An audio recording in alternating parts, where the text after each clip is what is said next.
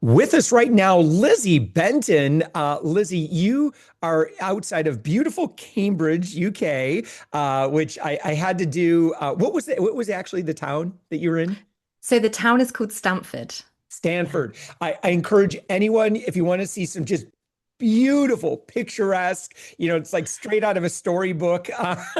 Kind of. I don't blame you for living there. It just looks absolutely gorgeous. But do a search, do a Google image search, so you can see exactly where Lizzie operates from. But Lizzie, you're the founder of Liberty Mind. You are a progressive culture coach, which we'll get into. You're a keynote speaker, and you are a podcaster. Your podcast is called Make It Thrive, the company culture podcast, and you were found on the web at libertymind.co.uk. It's great to have you, Lizzie. Thank you for joining us. Thank you so much for having me, Josh. Before we get into your superpowers and your impact in the world, you always love kind of hearing what leaders are into, up to, outside of work. I understand you just finished a book that you enjoyed. Yes, I'm a big bookworm. So my latest book that I've just finished is called Meditations for Mortals by Oliver Berkman. Absolutely recommend. If you're someone who doesn't like, the kind of the overly woo-woo kind of idea of meditation, Right? and maybe you're a recovering people pleaser or perfectionist tendencies, then like me, then I would definitely say it's one to pick up. Wow. Okay, and it's called one more time. What was it called? It's called Meditations for Mortals. Mortals. Yep, there it is. Came right up for me. 4 weeks to embrace your limitations and make time for what counts. I love it. Oliver Berkman. Okay, cool. Thank you so much for that. Tell me, so for me, sitting silently and trying not to think is really hard for me. I know that doesn't work really well. I certainly enjoy just kind of sitting and hanging out, watching the birds, watching the fish, that sort of thing, or just out for a walk in nature with no headphones in, not looking at the phone, kind of thing. I find that to be restorative. What were some of the biggest takeaways that you got out of this book? Yeah, for me, it's this idea. So I feel like what Oliver really shares beautifully is this mindset about how actually, in terms of a meditation, about how life is a journey and experience, and how often we can kind of be in this mode of over optimizing absolutely everything and trying to perfect things and kind of get into this mindset of being hyper efficient around everything in our lives. And it kind of sucks the joy out of the lived experience because we're in this hyper optimization. Yeah. Okay, I'm with you. So maybe you found that was helpful, and maybe letting some of that go. Because you're right. I mean, I watch probably a lot of YouTube videos on productivity, technology, kind of, and then of course, like, how you can use AI to improve things, and kind of organize your life, offload thinking, that sort of thing. So, no, I think this sounds like a good counterweight to that. I love I it. would I would definitely say so. And even if it's just, I like that it's really short as well. So I added it Mm. into my morning routine. And I think one chapter took me about 10 minutes. So across 4 weeks, it's such an easy, consumable read. It's not going to take loads of time. So I found it hugely beneficial just to read a small chapter in the morning, and it would have a huge influence on the way I thought throughout the rest of the day. I love it. Lizzie, thank you so much for the book recommendation. All right, please share with us what is a progressive culture coach? Yeah, so progressive. So when we think about culture, it can often be around the materialistic work perks that we see in companies. We offer out benefits, packages, or I often joke that it's the bean bags or the free food, or kind of these fun things that people try and do, like the social events that you put on. So culture has had this really bad reputation of just being these materialistic work perks, when the reality is, and where the progressive piece comes in, is actually looking at your entire system holistically, because that is the manifestation of your culture. How your culture truly is the system that you're building. So for me, as a progressive culture coach, I'm not just looking at the work perks that you put on and how good your social events are. I really want to understand, your systems, your decision-making processes, all of the things that actually manifest into your true culture. Hmm. All right. Well, how do we get there? Maybe you could just I'll just give you the stage for a moment and give us a little mini TED talk on the topic because I'd love to learn more. Yeah, absolutely. So, very often when we're starting a business or growing a company, we lean on very traditional hierarchical structures. We have the CEO or the business leader at the top, and then we kind of get overwhelmed by decisions that we have to make. We start to feel that decision fatigue, that burnout. And as we're growing the company, we accidentally fall into the default of a hierarchical system. We hire managers and VPs and all these kind of people to try to filter out some of that decision making and to essentially make the business more efficient, and also as a leader to kind of alleviate some of those pains and stresses that happen. But what actually happens is we create a very bureaucratic, slow Hmm. organization that isn't quick enough to adapt, because we're creating those silos, that bureaucracy, and it's all happened by accident. So, one of the things that I do with founders who are coming to that point where they're so fed up and frustrated of decision making fatigue, feeling like, as a visionary leader, they're not able to execute that vision because they're stuck in the day to day weeds of dealing with things that they don't really want to deal with. Yeah. So, what we look to do together as the founders and the team is, how do we decentralize some of this? How do we actually create more organic, adaptive structures? How do we make sure that decision making sits with the teams when it's most reliable, most effective, so that less decision making gets funneled up to the top and we're only Mm. making important decisions that actually matter at that level. So, really, it's stripping out some of that bureaucracy that we've kind of put in place, that command and control mechanisms, and enabling the team to essentially self manage. This sounds divine. So, Lizzie, let's say that I've got a small consultancy or agency.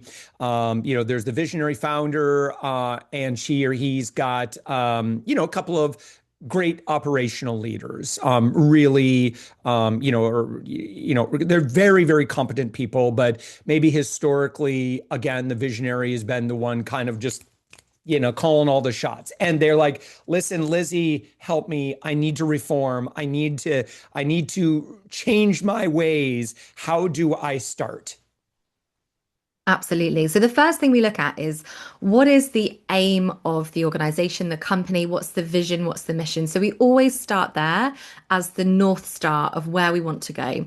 And then when we look at that, we think about, okay, so in terms of this mission, in terms of this goal, how can we break that down into the work that actually needs to be done? So what do we need to do in order to achieve this mission and these goals or this business strategy? And what we then do is build teams around the work. So we ensure that we have those teams who are focused on that particular work.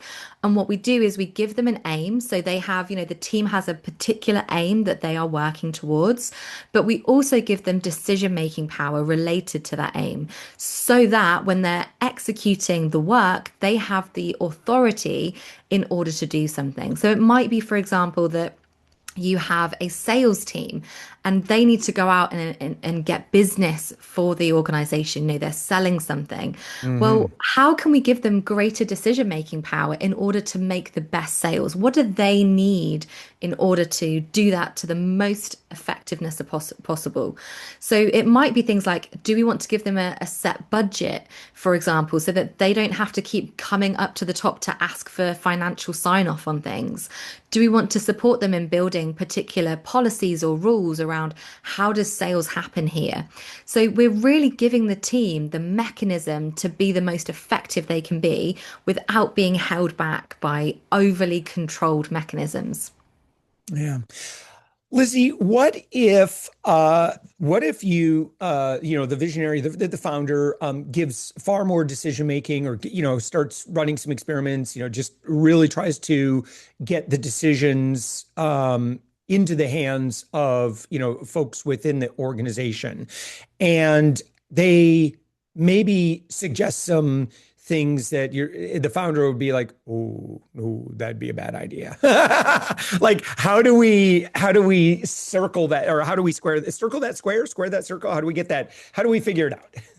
Yeah, absolutely. And that is a very valid question because it feels risky, right? It feels a bit chaotic to give your team decision-making power on things. So the first thing that I will always say to founders is what feels safe enough to try right now? How can we like test the boundary first so that we're not giving the team something that feels overly risky?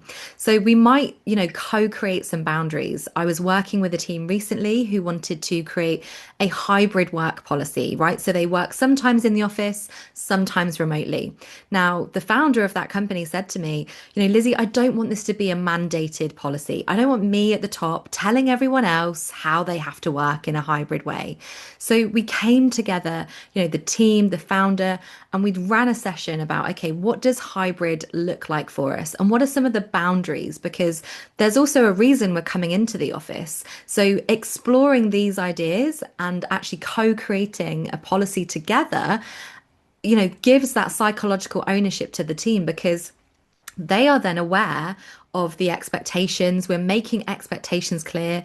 We're enabling them to understand the boundaries of what it looks like to work remotely. For example, don't do, sensitive things in a coffee shop.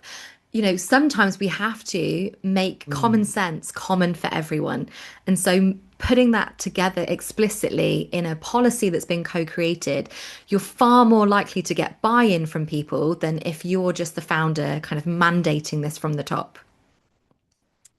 Wow. All right. So if we what kind of present, if you will, a path toward the future for, let's say we have a visionary leader and they are a little burnt out.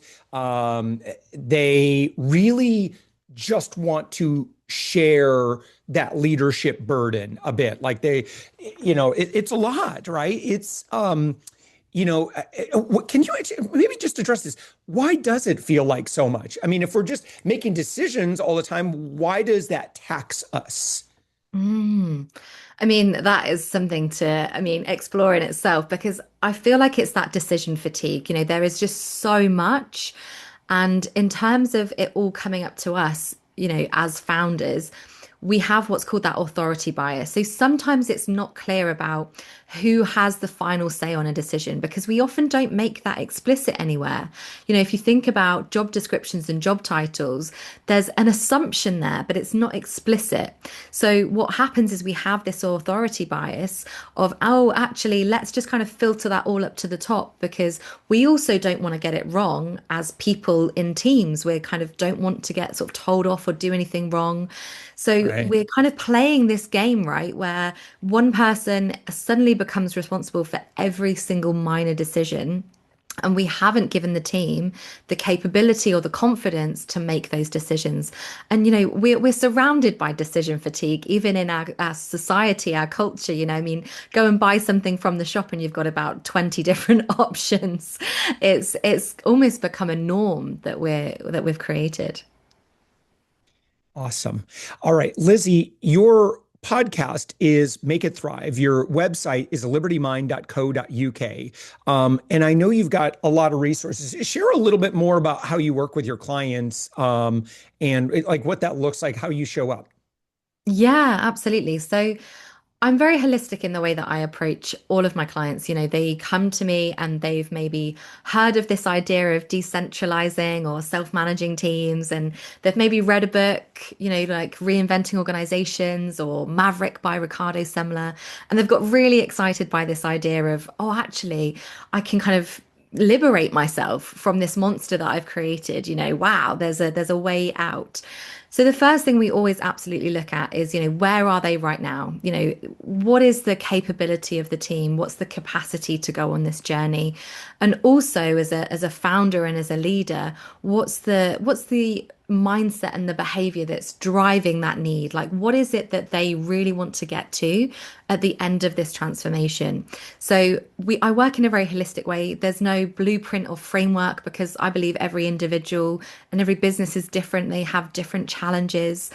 And so the first place we look at is, okay, let's just get an idea of where you are currently at right now and where you want to be. So we understand the capability of the team. We understand, are there spaces where they're already self-managing and there's a little bit of this going on? We look at what's one experiment that you could try to test this out. A common one that I do with some founders is say to them, what happened if you took the summer off? Would you allow yourself to take the summer off and to see how the team would react? Oh my It's goodness. I think I felt the butts clenching of many of our listeners just now. Yeah, and it's like if you took a month off, what would happen? And so we kind of play that scenario, and I encourage founders to do that as well. Yeah. And absolutely, you see then where the things go wrong, right? That's Mm. the perfect litmus test. Mm. Lizzie Benton, your website, once again, libertymind.co.uk. You have a book as well, How to Build the Company Culture You Really Want. I know you've got some great resources. To our friend that's been listening, what would you recommend their next steps be? Yeah, so the two things I would recommend is definitely go over to my YouTube channel because there's some really short educational videos there where I explain some of these concepts. So if this is totally new to you and you're a bit curious, but you're short on time, then there's some very short 10-minute educational videos there. And then if you really want to know what this looks like in practice, I've interviewed some maverick founders, as I call them, on my podcast, who share very openly and transparently the highs and the challenges of this way of working as well. They're very open about, the things that they've been liberated from, but also where some of those tensions have arisen as well. So that's almost like a warts and all, hear it for yourself kind of situation. Yeah. I've clicked over to your YouTube channel, in fact, and you actually have a video that meditations for mortals, 10 minutes that will change your mind. So for a friend that was, I'm going to be watching this as soon as our interview is done, because I'd love to get a little bit more of your take on that. But this is fantastic. Lizzie, thank you so much. Again, your website, libertymind.co.uk. And again, you've got your podcast, the Make It Thrive, the Company Culture podcast. It's all linked up from there. It's been wonderful. You're also a speaker as well. So thank you so much, Lizzie, for sharing all of your insights. It's been a great conversation. Thank you so much for having me, Josh. Thank you.